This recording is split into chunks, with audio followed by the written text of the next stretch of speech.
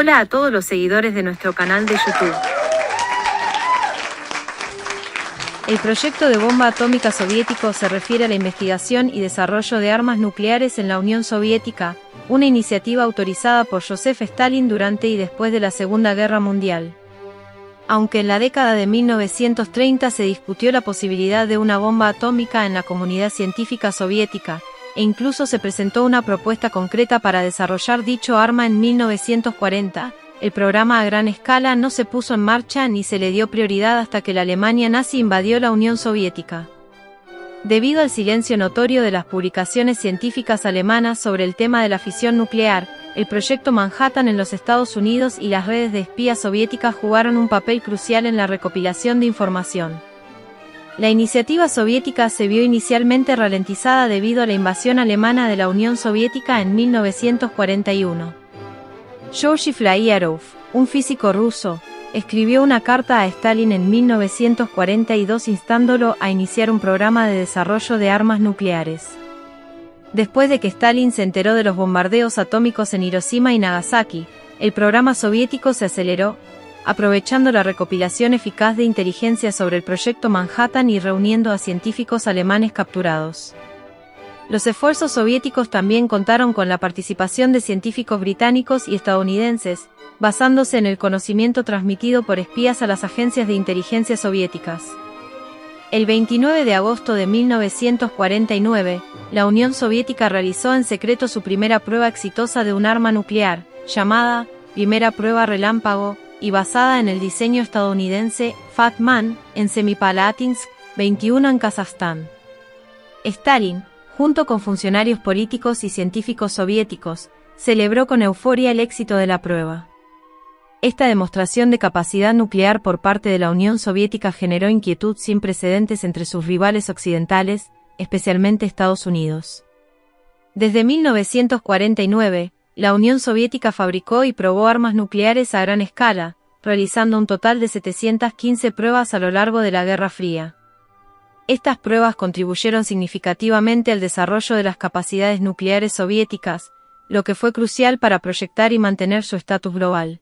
Las capacidades nucleares de la Unión Soviética llevaron la Guerra Fría con los Estados Unidos al borde de la posibilidad de una guerra nuclear y marcaron el inicio de la doctrina de destrucción mutua asegurada.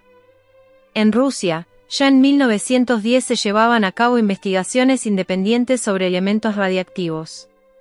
Los primeros esfuerzos fueron financiados de manera independiente y privada por varias organizaciones hasta 1922, cuando el Instituto Reidiam de San Petersburgo, ahora Petrogrado en la Unión Soviética, abrió e industrializó la investigación.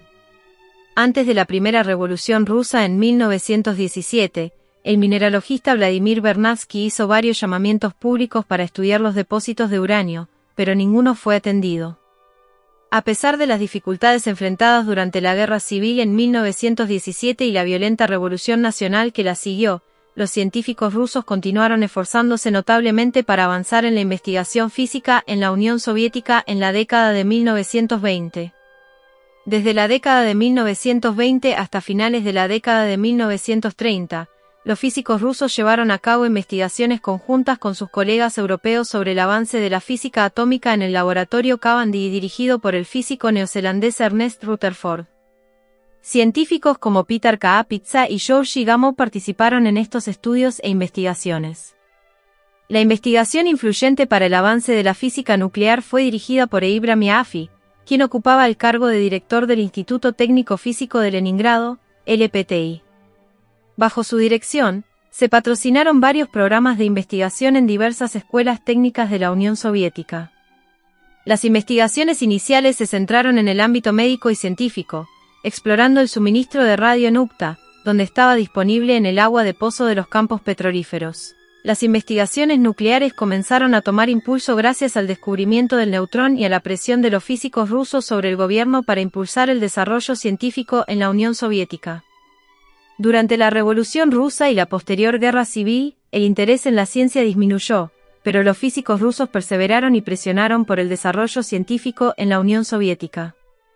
El Instituto Técnico Físico de Leningrado se expandió significativamente con la puesta en funcionamiento del primer ciclotrón soviético, que fue diseñado para estudiar la división del núcleo atómico a energías superiores a 1 MeV. Este avance marcó una nueva fase en el programa de investigación del LPTI.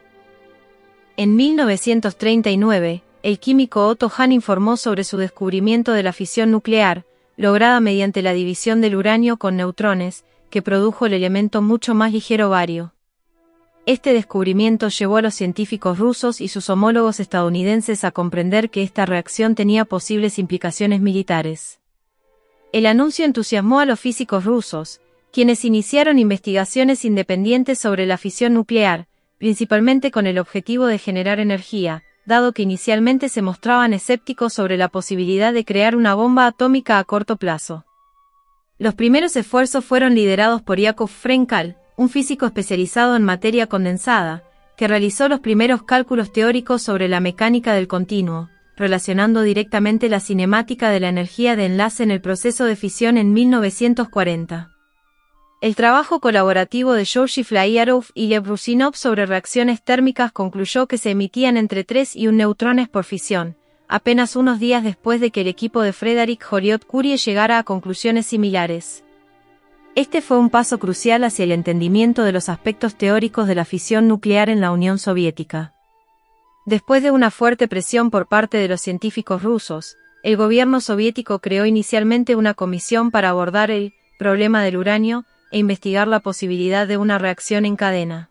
El programa de armas atómicas soviéticas no recibió una importancia significativa, y gran parte del trabajo no estaba clasificado, ya que los artículos se publicaban continuamente como dominio público en revistas académicas. Durante los siguientes 4 años, el enfoque en la investigación se vio limitado por el sangriento conflicto en el Frente Oriental, cuando la Unión Soviética se vio involucrada en la invasión alemana. La Comisión para el Problema del Uranio resultó ineficaz debido a la separación de isótopos y otros desafíos técnicos. José Stalin, líder soviético, había ignorado en gran medida el conocimiento atómico que poseían los científicos rusos, al igual que la mayoría de los científicos que trabajaban en la metalurgia, la industria minera o servían en las ramas técnicas de las Fuerzas Armadas soviéticas durante el Frente Oriental de la Segunda Guerra Mundial entre 1940 y 1942. En 1940-42, Georgy Flyarov, un físico ruso que servía como oficial en la Fuerza Aérea Soviética, observó que, a pesar de los avances en otras áreas de la física, los científicos alemanes, británicos y estadounidenses habían dejado de publicar artículos sobre ciencia nuclear. Era evidente que cada uno de ellos tenía programas de investigación secretos en marcha. La dispersión de los científicos soviéticos desde Leningrado hasta Kazán durante la guerra llevó a la puesta en marcha del programa de investigación en tiempos de guerra, que incluía el desarrollo de la bomba de uranio. Este programa, el tercero en importancia después del radar y la protección antiminas para barcos, contó con la participación de científicos notables, como Karcheitov, que se trasladó de Kazán a Murmansk para trabajar en minas para la Armada Soviética, y Eibram Yaffe, del Instituto del Radio. En abril de 1942, Flyarov envió 2 cartas clasificadas a Stalin, advirtiéndole sobre las consecuencias del desarrollo de armas atómicas. En una de las cartas, Flyarov y Konstantin Petrchak destacaron la importancia crucial de fabricar una bomba de uranio, sin demora, enfatizando que los resultados serían tan abrumadores que no sería necesario determinar quién tenía la culpa de descuidar este trabajo en el país. Al leer las cartas de Flyarov, Stalin retiró inmediatamente a los físicos rusos de sus respectivos servicios militares y autorizó un proyecto de bomba atómica, dirigido por el ingeniero físico Anatoly Alexandrov y el físico nuclear Igor V. Karcheitov. Para este propósito, se creó el laboratorio número 2 cerca de Moscú, con Karcheitov designado como director técnico del programa de bombas soviético a finales de 1942. Aunque inicialmente Eibram Yaffe rechazó el puesto por su edad avanzada, recomendó al joven Karcheitov para liderar el proyecto. Simultáneamente, Flyarov fue trasladado a Dubna, donde estableció el laboratorio de tecnología nuclear, centrado en elementos sintéticos y reacciones térmicas. Los esfuerzos logísticos en tiempos de guerra fueron supervisados por Lavrenti Beria, jefe del NKVD, Comisariado del Pueblo para Asuntos Internos, y el programa fue delegado oficialmente al Comité de Defensa del Estado. En 1945, se estableció Arsamas-16 cerca de Moscú bajo la dirección de Yakov Seldovich y Yuri Karetan, quienes realizaron cálculos sobre la teoría de la combustión nuclear junto con Isaac Pomeranchuk.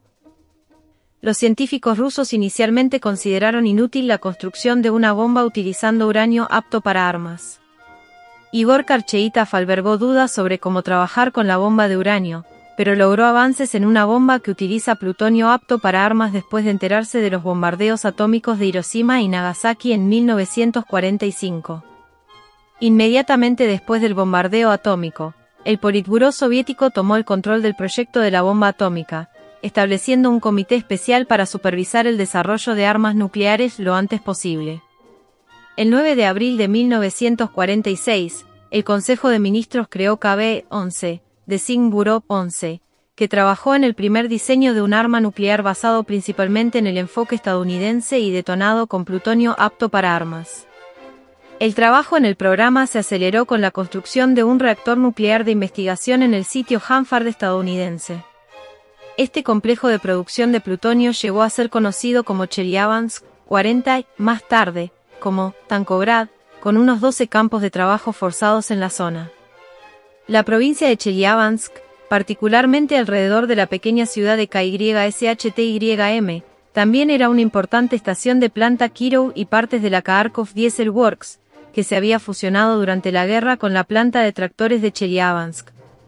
La zona fue elegida en parte por su proximidad al sitio Hanford estadounidense y a Moscú.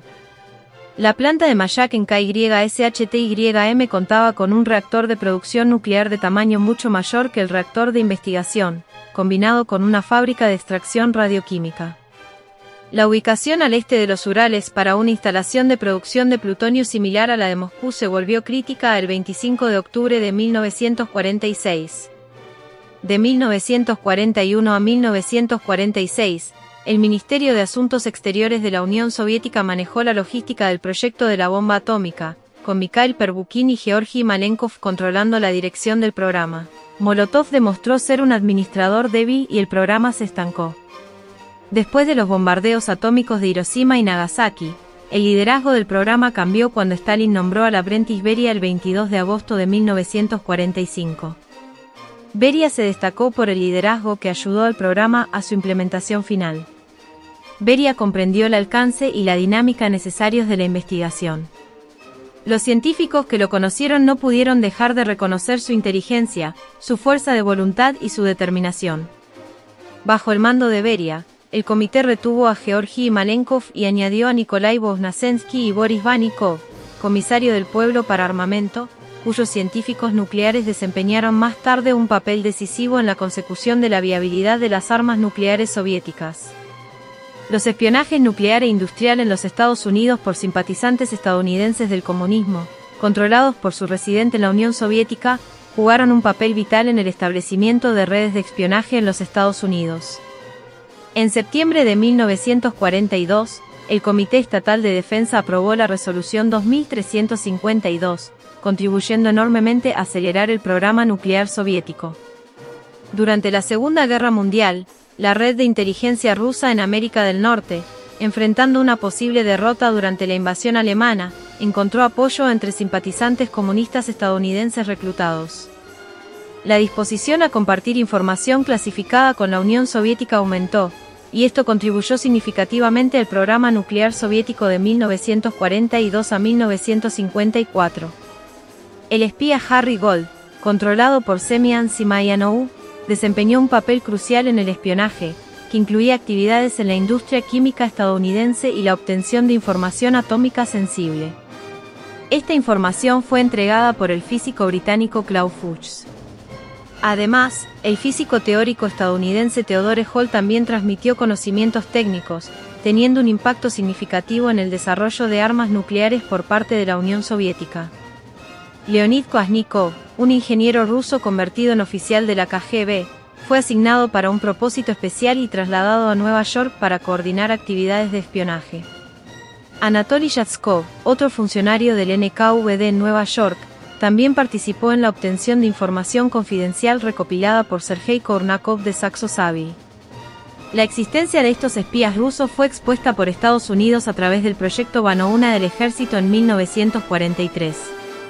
Este proyecto reveló actividades de espionaje y comunicaciones cifradas entre espías soviéticos, desencadenando una serie de revelaciones. Por ejemplo, el trabajo soviético sobre métodos de separación de isótopos de uranio se vio afectado cuando se informó, para sorpresa de Igor Karcheitov, que los estadounidenses habían optado por el método de difusión gaseosa. En 1945, la inteligencia soviética obtuvo planos aproximados del primer dispositivo atómico estadounidense. Según Alexei Kojevnikov, el espionaje pudo haber acelerado el proyecto soviético al permitir que Yuri Karetan evitara pruebas peligrosas para determinar el tamaño de la masa crítica. Estas pruebas en los Estados Unidos, conocidas como hacerle cosquillas a la cola del dragón, consumieron mucho tiempo y cobraron al menos 2 vidas, incluyendo las de Harry Daghlian y Louis Shoutin. En 1945, el informe Smith sobre el proyecto Manhattan fue traducido al ruso, y los traductores notaron cambios en el texto. Alertaron a la Unión Soviética sobre la eliminación de una frase sobre el envenenamiento del plutonio 239 en la edición de Princeton. Esta información fue crucial para los soviéticos, ya que implicaba que el plutonio generado en un reactor no podía usarse en una simple bomba tipo arma como la propuesta Syngman. Otro elemento clave obtenido a través del espionaje fue una sección transversal de la fusión DT, proporcionada por Fuchs. Estos datos estuvieron disponibles para los altos funcionarios soviéticos 3 años antes de su publicación abierta en 1949. Estos datos no se enviaron hasta muy tarde, prácticamente meses antes de su publicación. Esta información fue fundamental para científicos como Andrei Sakharov y Vitaly Ginzburg en el desarrollo del diseño de la bomba soviética llamada Sloika, que tuvo una prueba exitosa en 1953.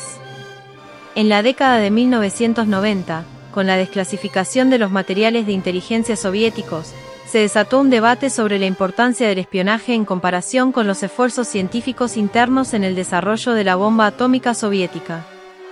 Aunque la gran mayoría de los académicos está de acuerdo en que el proyecto atómico soviético fue principalmente el resultado de la experiencia y el talento científico local, también reconocen que los esfuerzos de espionaje contribuyeron al proyecto de diversas maneras y acortaron el tiempo necesario para desarrollar la bomba atómica. Al comparar las líneas de tiempo del desarrollo de la bomba de hidrógeno, algunos investigadores sugieren que los esfuerzos de espionaje jugaron un papel importante. Por ejemplo, señalan que los soviéticos tenían un vacío en el acceso a información clasificada sobre la bomba de hidrógeno al menos entre finales de la década de 1950 y algún momento de 1953. Esta información permitió a los científicos soviéticos avanzar en el desarrollo de la bomba de hidrógeno y cerrar la brecha tecnológica. La investigación sobre el análogo soviético del diseño de la bomba de hidrógeno, superclásico, continuó hasta diciembre de 1953. En ese momento, los investigadores soviéticos fueron reasignados a un nuevo proyecto que trabajaba en un diseño real de bomba de hidrógeno basado en la implosión de radiación. La cuestión de si la inteligencia soviética pudo obtener datos específicos sobre el diseño de Teller-Ulam en 1953 o principios de 1954 sigue siendo un tema abierto para la investigación. Los funcionarios soviéticos ordenaron a los científicos trabajar en un nuevo esquema, y el proceso completo tomó menos de 2 años, comenzando alrededor de enero de 1954 y resultando en una prueba exitosa en noviembre de 1955.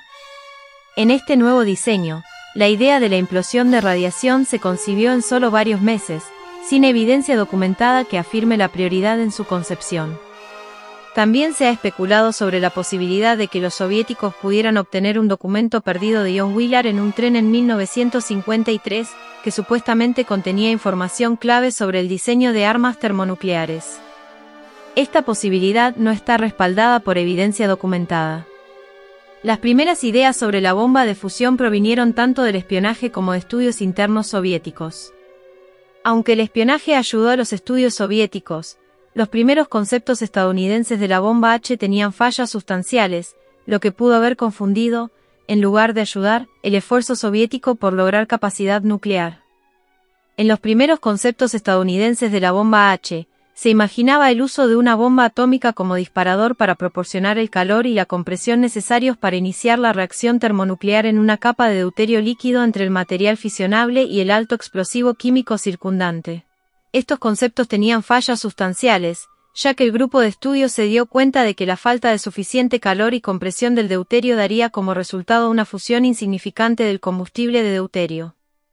En 1948, el grupo de estudio de Andrei Sakharov en FIAN ideó un segundo concepto en el que agregar una capa de uranio natural no enriquecido alrededor del deuterio aumentaría la concentración de deuterio en el límite uranio-deuterio, mejorando el rendimiento del dispositivo. Esta idea llevó a Sakharov a llamarla sloika o pastel en capas. También se la conocía como la RDS-6S o bomba de segunda idea.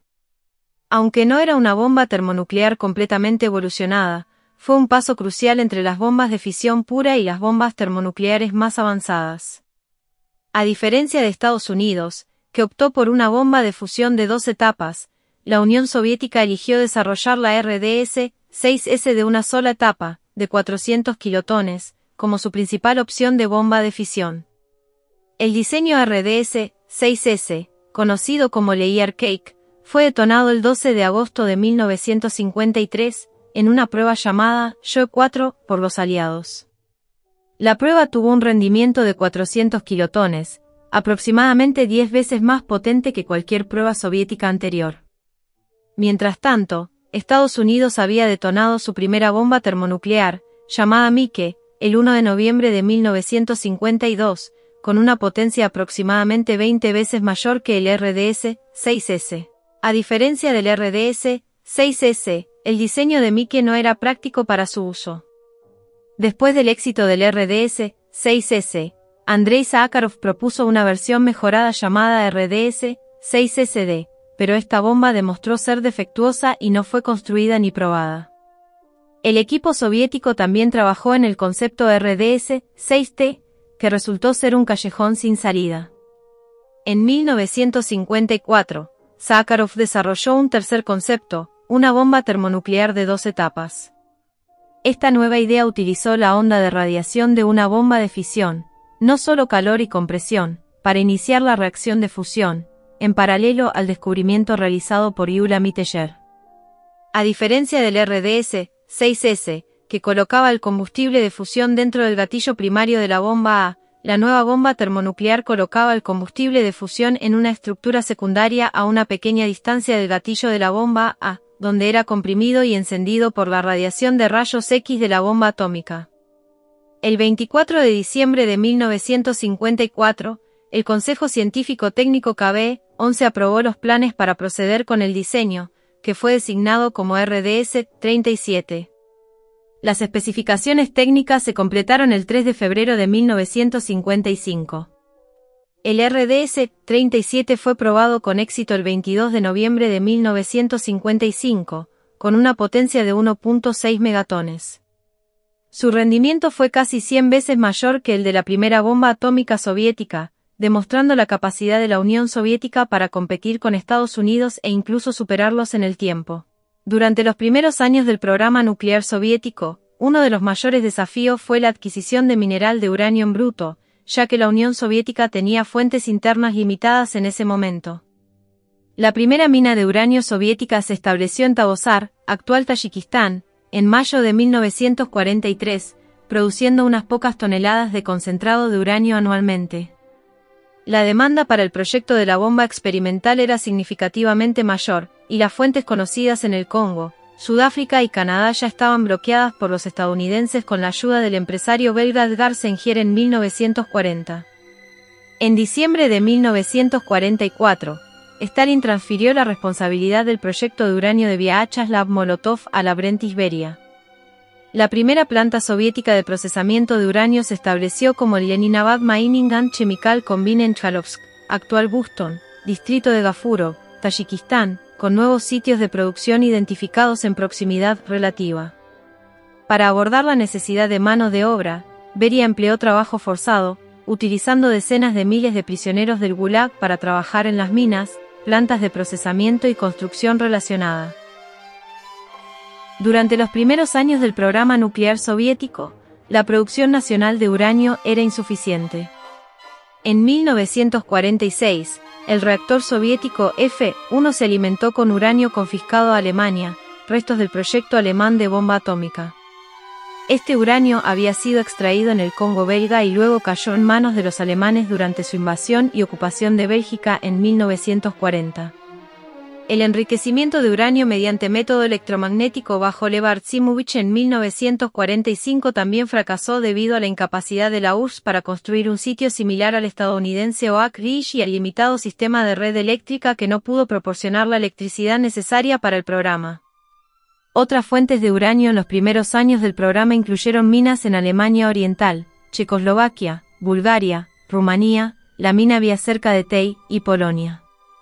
En la posguerra, la Unión Soviética también compró uranio a Boris Prigal, quien vendió 12 y 23 toneladas de óxido de uranio a la Unión Soviética con la autorización del gobierno de Estados Unidos. Con el tiempo, se descubrieron fuentes nacionales de uranio en la Unión Soviética, incluyendo en Kazajstán. La producción de uranio para el programa de armas nucleares soviético provino de diversas fuentes, como Alemania, Checoslovaquia, Bulgaria, Polonia y la propia Unión Soviética, con cantidades que aumentaron significativamente a lo largo de los años. El RDS-1 fue el primer dispositivo nuclear soviético que se probó en Semipalatinsk, Kazajstán, el 29 de agosto de 1949. La prueba nuclear fue conocida por varios nombres en clave, incluido el nombre interno First Lightning o Pervaya Molnija. La prueba también fue ampliamente conocida como RDS-1, Rusia de Layet Sama, que se traduce como Rusia lo hace ella misma, un nombre sugerido por Igor Karcheitov. Todos los ensayos nucleares rusos llevaban la nomenclatura RDS. Los estadounidenses denominaron la prueba como Joe-1. La medición del rendimiento energético y su diseño se basaron en gran parte en el diseño estadounidense, Fat Man.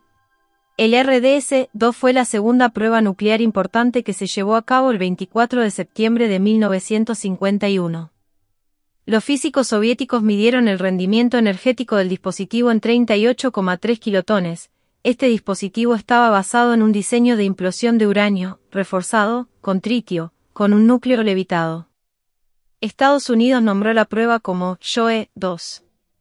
El RDS-3 fue un tercer dispositivo explosivo nuclear que se lanzó de prueba el 18 de octubre de 1951, también en Semipalatinsk. Conocido como Joe-3 en Estados Unidos, se trataba de un dispositivo de fisión potenciada que utilizaba una construcción compuesta de núcleo de plutonio levitado y una mezcla de uranio, 235, con un rendimiento de explosión estimado de 41,2 kilotones. El RDS-3 también se distinguió por ser la primera bomba rusa lanzada desde el aire, siendo soltada a una altitud de 10 kilómetros y detonada a 400 metros sobre el terreno. RDS-4 representaba una rama de la investigación sobre armas tácticas pequeñas. Era un dispositivo de fisión potenciada que utilizaba plutonio en una forma, levitada, en el diseño central. La primera prueba fue un lanzamiento aéreo el 23 de agosto de 1953, con un rendimiento de 28 kilotones. En 1954, la bomba también se utilizó durante el ejercicio de bola de nieve en el campo de tiro Totskoye, lanzada por un bombardero Tu-4 en el campo de batalla simulado, en presencia de 40.000 soldados de infantería, tanques y aviones de combate. El RDS-4 era la ojiva del R-5M, el primer misil balístico de medio alcance en el mundo, que fue probado con una ojiva viva por primera y única vez el 5 de febrero de 1956. RDS-5 era un pequeño dispositivo basado en plutonio, probablemente usando un núcleo hueco. RDS-6, la primera prueba soviética de una bomba de hidrógeno, tuvo lugar el 12 de agosto de 1953, y los estadounidenses lo apodaron Joe-4. Utilizó un diseño de torta en capas de combustibles de fisión y fusión, uranio, 235 y deuteruro de litio, 6, y produjo un rendimiento de 400 kilotones. Este rendimiento fue aproximadamente 10 veces más poderoso que cualquier prueba soviética anterior. Al desarrollar bombas de mayor nivel, los soviéticos procedieron con el RDS-6 como su esfuerzo principal en lugar de la bomba de fisión avanzada analógica RDS-7. Esto llevó a la tercera idea bomba, que es el RDS-37.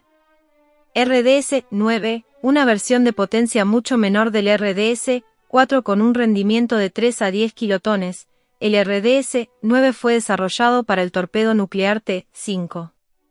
El 21 de septiembre de 1955 se realizó una prueba submarina de 3,5 kilotones con el torpedo RDS-37, la primera prueba soviética de un sistema verdadero de la bomba de hidrógeno del orden de los megatones se lanzó el 22 de noviembre de 1955.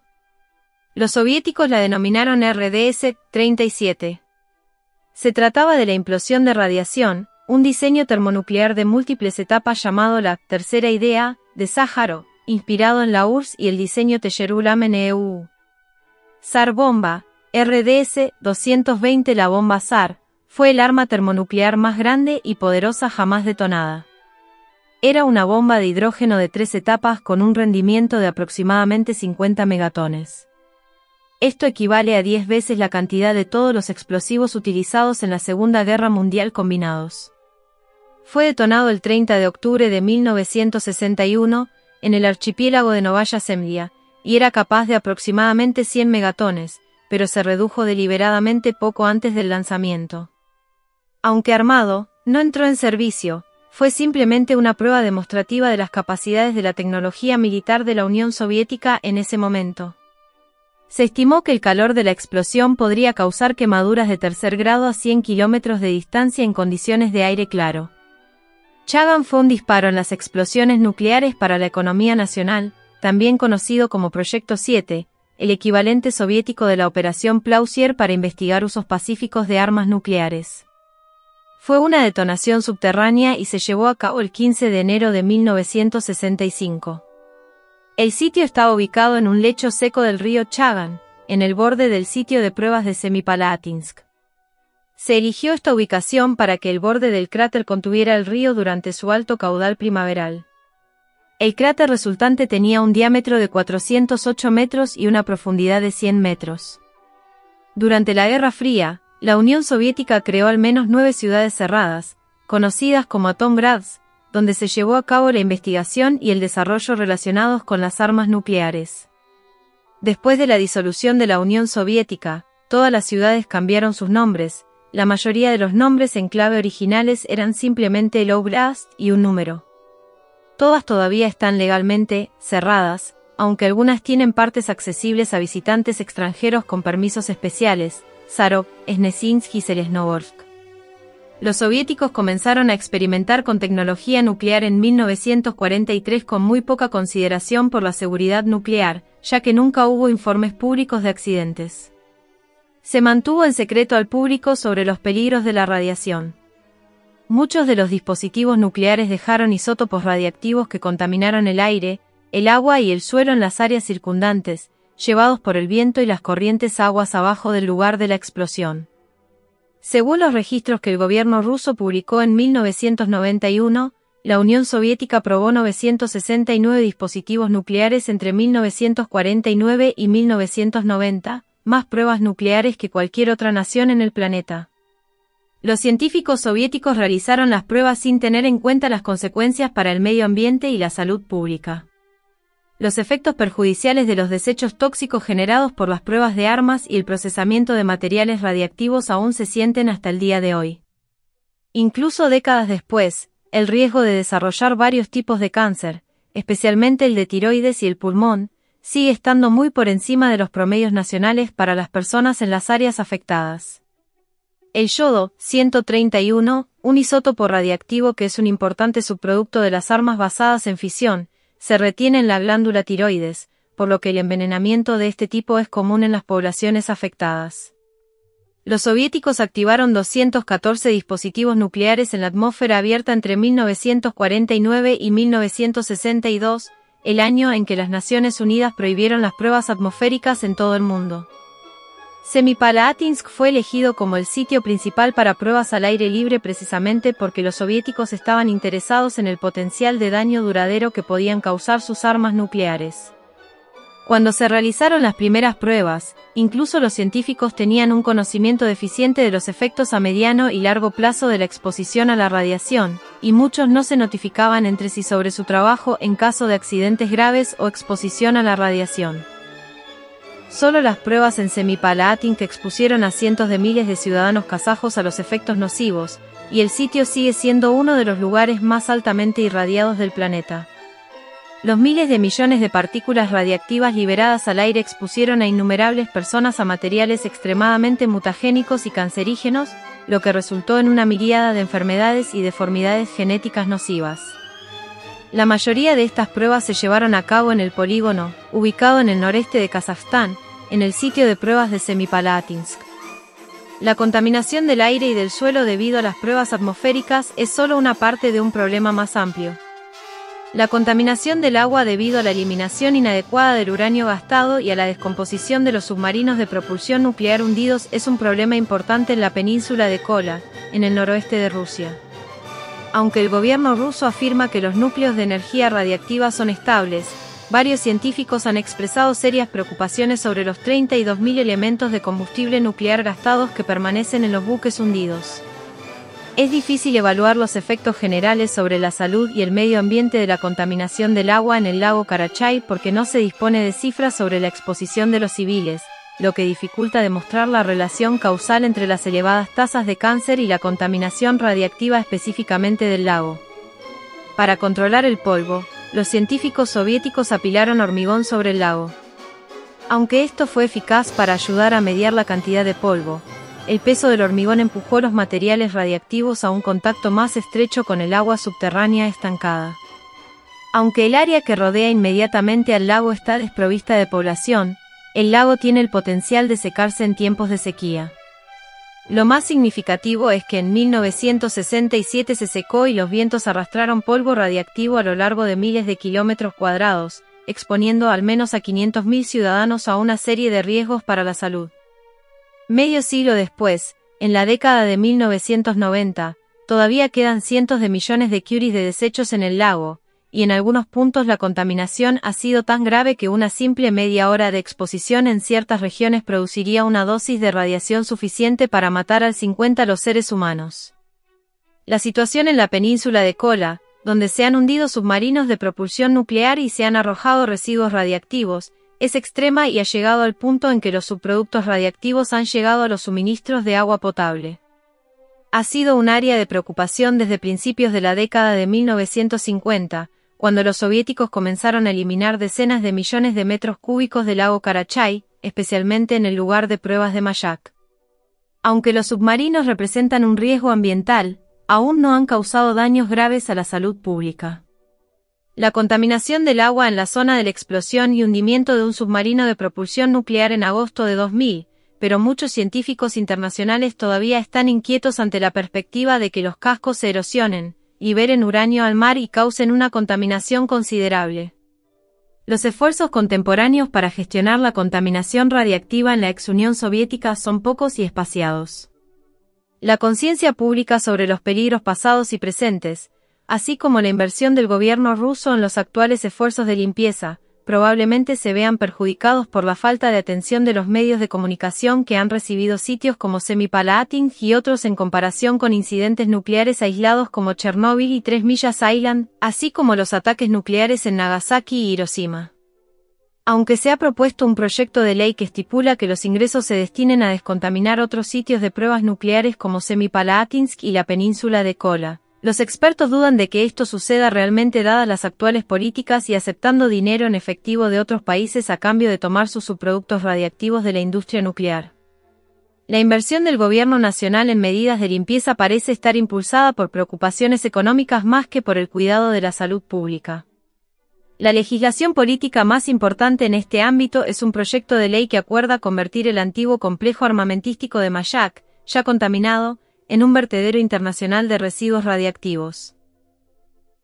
Si te ha gustado el contenido y deseas contribuir al crecimiento continuo de este canal, te invito a considerar la posibilidad de suscribirte a Patreon.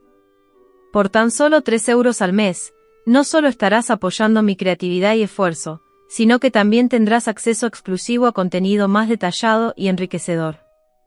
Como suscriptor, formarás parte de una comunidad comprometida con el desarrollo y la exploración de nuevos temas. Tu apoyo es fundamental para seguir creando contenido. Únete a Patreon y sé parte de esta emocionante aventura.